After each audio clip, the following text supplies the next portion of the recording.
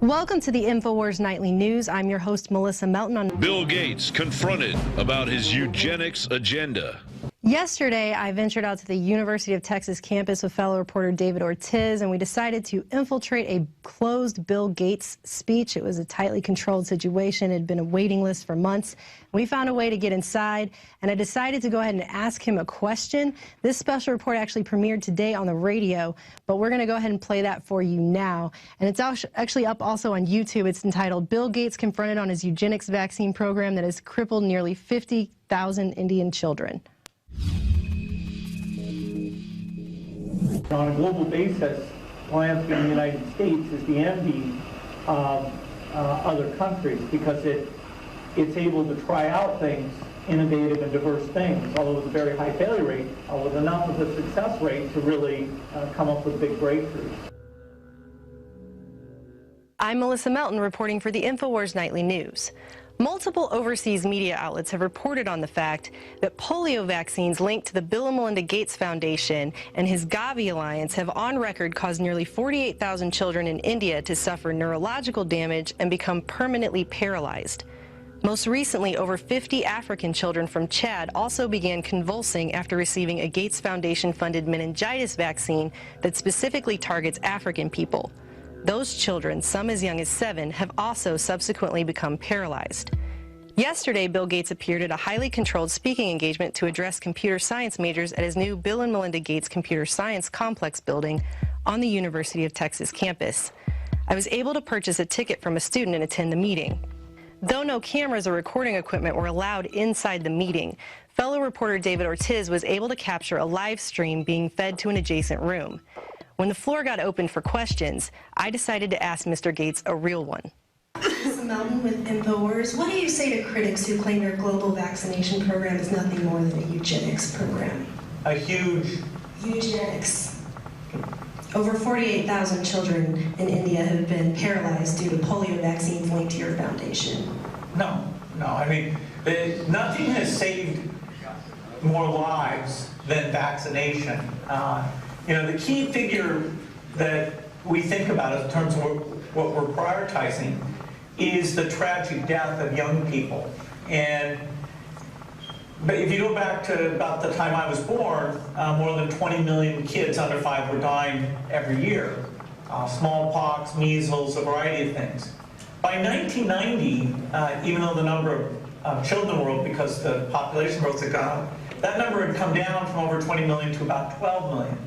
And because of the work that the foundation has been at the center of, we now got that down from 12 million to less than 7 million. And the goal is to get it down to well under 3 million, by which time the disparity between what happens with poor children and what happens with rich children will have largely been eliminated. So, vaccines are about saving lives, improving lives. There's no better tool that mankind's ever invented for absolutely those things. And polio, the whole idea is to reduce to zero the number of kids who are being paralyzed. And it's during between now and 2018, if things go well, we expect that'll become the second disease ever eradicated. Smallpox back in the 1970s, by 1979, that was certified as the very first and so far the only disease that has been eradicated. So we're pretty close on polio, but what it's about is every year having less and less kids who either die or are paralyzed. Last year it was 232. Not only did Bill Gates fail to directly answer my question, but let's review. Mr. Gates' father was a known eugenicist and the head of Planned Parenthood. He admits in this clip from a 2003 PBS interview with Bill Moyers that he likes to focus on population control. One issue that really grabbed me as urgent were issues related to population, reproductive health. But did you come to reproductive issues as an intellectual? When I was growing up, my parents were always involved in various volunteer things. My dad was head of Planned Parenthood, and it was very controversial to be involved with that. He went on to say And maybe the most interesting thing I learned is this thing that's still surprising when I tell other people, which is that as you improve health in a society, population growth goes down. In the past, Mr. Gates has openly advocated withholding end-of-life care to the elderly and using those funds to instead hire more teachers. And so the access that used to be available to the middle class or whatever is just rapidly going away. That's a trade-off society is making because of very, very high medical costs and a lack of willingness to say, you know, is spending $1 million on that last 3 months of life for that patient, would it be better not to lay off those 10 teachers? That's called the death panel, and you're not supposed to have that discussion. And he's also announced that the goal of vaccines is to reduce the population by 10 to 15%. So let's look at each one of these and see how we can get this down to zero.